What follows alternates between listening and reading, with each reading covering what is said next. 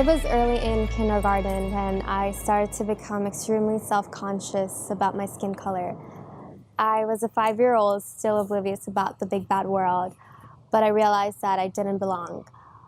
I still remember that day in school when everybody was served pepperoni pizza and I was served peanut butter and jelly. And I was beyond frustrated because I hated peanut butter and jelly and the pepperoni pizza smelled so good. Because I grew up in a Bangladeshi household, I wasn't allowed to eat pork for religious reasons. My friends Victoria and Amela had beautiful blonde hair and white skin. When I looked at them, I thought, wow, they're like life-size Barbie dolls, and I wanted to be one of them. So I started hanging out with them more often.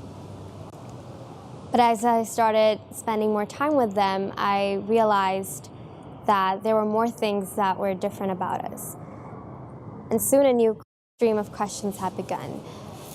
Why do they get to celebrate Christmas and I celebrate Eid?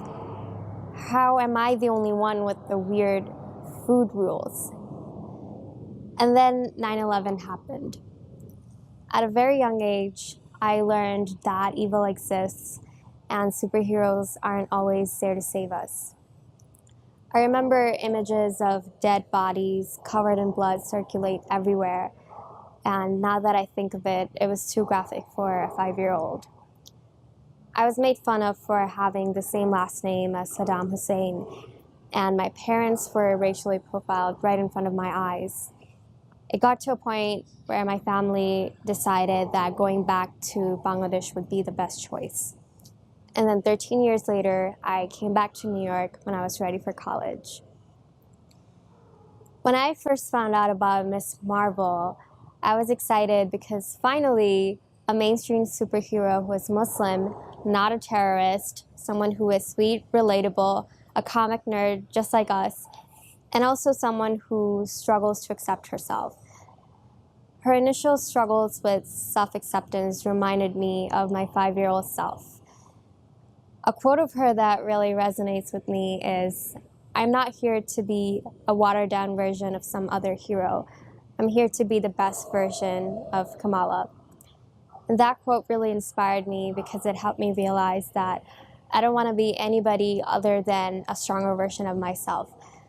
That I don't want to change my color or my values to be a powerful figure to the world. However, the struggle of having a cultural identity crisis still exists. Oftentimes, I feel like I don't belong anywhere. In America, I'm obviously not considered an American for my color and my cultural roots. And when I go to Bangladesh, I'm treated like this American celebrity. I'm oftentimes criticized for having Americanized and liberal views and opinions.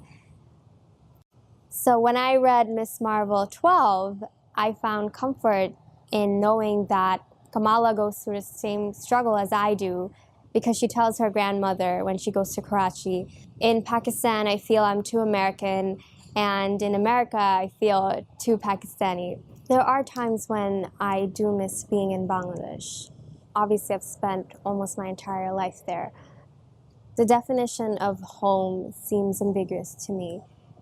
Is it the place that you go back to at the end of the day, or is it the place that you've known the longest? I came to America for independence, for greater opportunities, but it came at the cost of never being with my family again, never feeling home again. And I found solace in reading Trinity 4, where Wonder Woman thinks she's back in her hometown, but she's really not. She realizes how much she misses being around the people that she grew up with.